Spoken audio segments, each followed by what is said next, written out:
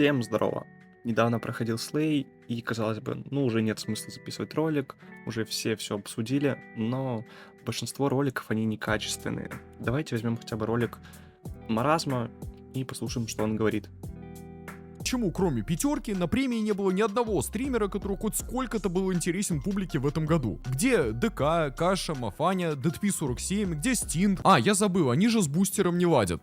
И поскольку в этом позорище участвовали только правильные в кавычках стримеры, всю премию у меня была примерно такая реакция. Это кто нахуй? Это кто нахуй? Это кто нахуй? Это кто нахуй?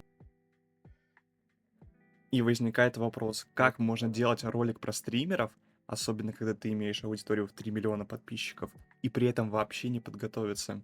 Называть Нара ноунеймом, Ростика, ну, наверное, вообще всех. И самое смешное, что его подписчики все понимают и рофлят над ним в комментариях. В этой же лодке с Маразмом ютубер Дэдпи47. Он называл Глеба Сосовота пробирочным стримером, который должен заменить Братишкина, потому что он стал слишком неуправляемым. И что Сатир — это тот блогер, которого он последний раз видел 5 лет назад.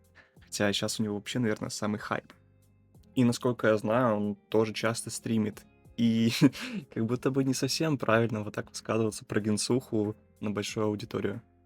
А еще Бустер отдал премию Слей Квин своей бывшей Генсухе. Но хотя, учитывая, что она спала с половиной зала, то можно сказать, что она бывшая всей премии. Буквально общественное достояние. Так, стоп. Это же не разоблачение. Так что давайте лучше обсудим, что было на Слее, а затем, что было после него. Первая номинация, которую я хочу обсудить, это «Завоз года». Кажется, что это должно быть что-то, наверное, очень крутое, но давайте посмотрим, какие у нас здесь были номинанты. Первый номинант — Глеб Сосовод «Курский танец». Вообще непонятно, как это попало в «Завоз года». Дальше Лёва Тукей и Суслов на Эльбрусе. Ну, тут уже хотя бы понятно, почему. Дальше, следующее, самое интересное. Борик и Слава Бустер. И как вы думаете, кто же победил в этой номинации? Правильно, Бустер. Вау! Вообще непонятно, как человек, который является лицом премии, может получать какие-то награды, но, как оказывается, может. И даже Боёвол, которая вручала статуэтку, офигела от такой наглости. 3, 2, Но правда, 2. больше всего голосов было именно за эту номинацию. За эту дичь. За эту дичь. На этом клоунада не заканчивается, потому что есть номинация «Майнкрафт стример года». Казалось бы, можно добавить какого-нибудь Мафаню, который навел шумихи, или Пугода, но кого не добавили? Макривский. Да, топовый стример по Майнкрафту. Дальше. Диппинс. То же самое. Братишкин. Прям все майнкрафтеры. И пятерка. То есть среди всех номинантов майнкрафтер только один. Ну и, понятное дело, победил пятерка. Дальше уровень всей нелепости только повышается, потому что идет номинация «Пара года», где Бустер показывает, как же он обиделся на Стинта. Ребята, даже несмотря на то, что Стинтик попал в эту номинацию, хоть у нас с ним и натянутые отношения, но я все равно за него рад, что у него есть такая чудесная девушка. Стинтик, пошел нахуй. Воу! Я думал, вы помирились, раз он здесь. Нет, не получилось, брат. Но, Не, кстати, его здесь нет, его здесь нет. Его наличие в этой номинации доказывает о том, что эта премия абсолютно неподкупная и непредвзятая. Это правда, это чистая правда.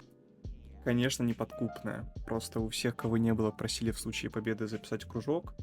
Но так получилось, что именно Стинту кружок записать не предложили. Ай, досада, наверное, забыли. Номинация «Стиль года». Ну тут, мне кажется, все понятно. Выиграла Генсуха чисто из-за того, что она бывшая Вилона, поэтому с нее, соответственно, топило больше людей.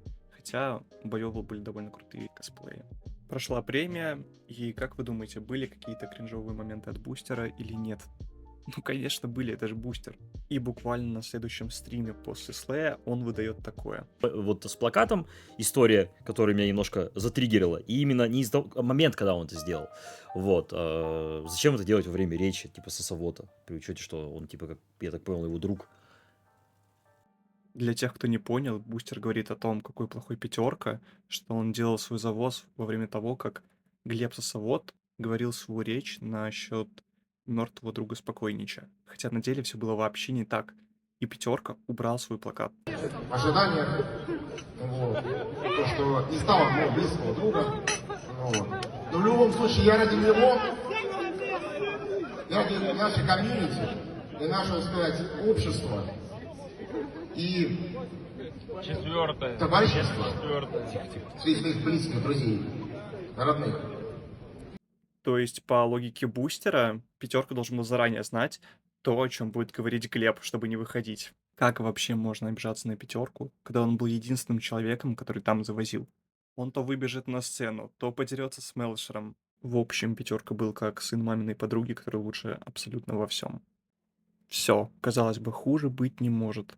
Но нет, всплывает факт о накрутке. В пике на Слее было 758 тысяч зрителей. Чтобы вы понимали, насколько это много, даже на зарубежные премии Streamer Awards было на 100 тысяч меньше.